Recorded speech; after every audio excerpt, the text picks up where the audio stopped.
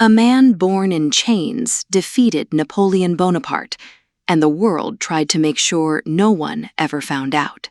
His name was Jean-Jacques Dessalines, born into slavery in 1758 on a coffee plantation in Saint-Domingue, what we now call Haiti.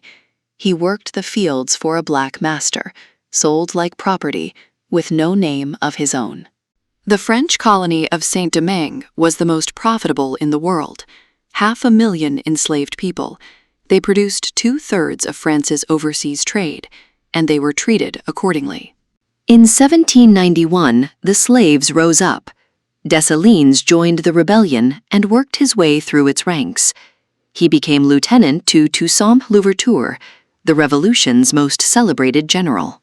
Then, in 1802, Napoleon sent 22,000 soldiers to crush the uprising and restore slavery. Toussaint was captured by treachery, shipped to a prison in the French Alps, and left to die. He died there in April 1803. Dessalines took command. He forged the rival factions into a single army. On November 18, 1803, his forces met the French at the Battle of Vertières.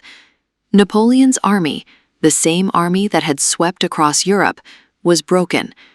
On January 1, 1804, Dessalines stood before his people and declared Haiti a free nation. It was the only successful slave revolt in history to produce an independent country, the first black republic in the modern world, and it terrified every colonial power on the planet. The United States refused to recognize Haiti.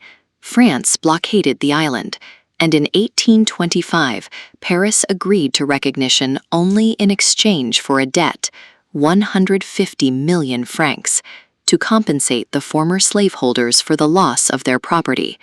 Haiti paid that debt for over a century. The country that liberated itself paid reparations to the people who had enslaved it. Dessalines did not live to see any of it resolved. On October 17, 1806, 2 years after independence, he was ambushed and shot. His body was dragged through the streets and dismembered. He was 48 years old. History remembers him as the man who ordered the killing of the remaining French settlers in 1804, a decision historians still debate. What it tends to forget is why he feared a return to chains so deeply that he believed there was no middle ground. He was a man forged entirely by slavery, and the world he created, flawed as it was, should not exist. It exists anyway.